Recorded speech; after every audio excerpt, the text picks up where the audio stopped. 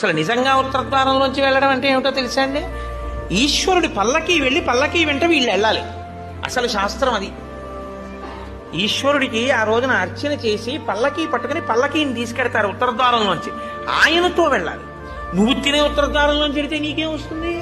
ఆయన వెళ్ళిన ఉత్తర ద్వారంలోంచి వెళ్ళాలనుకోవాలి. అథవా అసలు నిజంగా వెళ్ళవలసింది ఏమిటంటే ఈశ్వరుడితో వెళ్ళాలి. కనీసంలో కనీసం నీ బాధ్యత ఏమిటి? ఉత్తర ద్వారంలోంచి నువ్వు వెళ్ళాలనుకుంటే ఈశ్వరుడితో వెళ్ళేటప్పుడు ఎలా వెళ్ళాలో నువ్వు అలా వెళ్ళాలి. ఈశ్వరుడితో వెళ్ళేటప్పుడు వెళ్ళేవాడు ఎలా వెళ్ళాలి? వైదికంగా వెళ్ళాలి. పైన చొక్కా బనీను ఏమీ లేకుండా ఉత్తరీయాన్ని మాత్రమే కప్పుకుని పంచ గోచీ పోసి కట్టుకోకుండా వెళ్ళకూడదు. గోచీ పోసి కుర్చీళ్లు పెట్టుకుని వెనక్కి దోపుకోకుండా వెడితే మహాపాపం. వేదం పటలపన్నం చెప్తోంది. కాబట్టి కుర్చీళ్లు పెట్టి గోచీ పోసి వెనక దోపి అన్నీ విప్పి ఉత్తరీయం వేసుకుని ఎవరి సంప్రదాయానుసారం వారు తిలకధారణ చెయ్యాలి.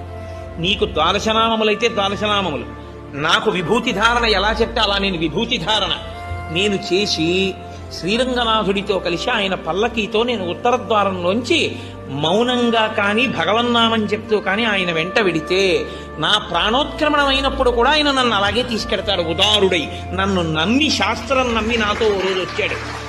కాబట్టి ఇప్పుడు అలాగే తీసుకెడతానని ఉత్తర ద్వారంలోంచి తీసుకెడతాడు.